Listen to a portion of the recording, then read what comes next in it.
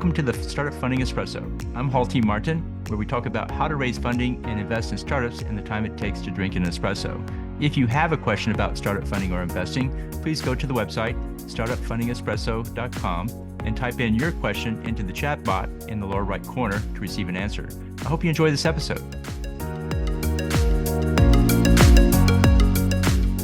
Hello, this is Hall T. Martin with the Startup Funding Espresso, your daily shot of startup funding and investing. If you find yourself with a toxic co-founder, it's important to take action. Here are the steps to dealing with a toxic co-founder. Try and work things out.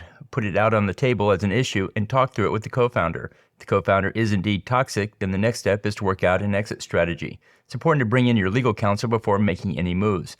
Develop a severance package and a departure date that minimizes disruption to the business. If there's no vesting schedule of equity, then work out an agreement to buy out their equity over time. It's important not to break the cap table with dead equity from the co-founder. Be fair to all, including the co-founder and the team. Before recruiting a co-founder, spend at least 6 months working with the candidate. Hire them as a contractor and give them several tasks to see how they perform. This helps prevent hiring a toxic co-founder in the first place.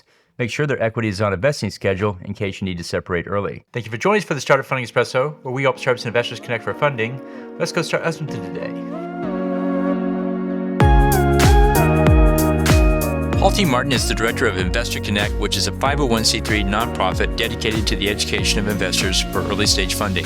All opinions expressed by Hall and podcast guests are solely their own opinions and do not reflect the opinion of Investor Connect. This podcast is for informational purposes only and should not be relied upon as a basis for investment decisions.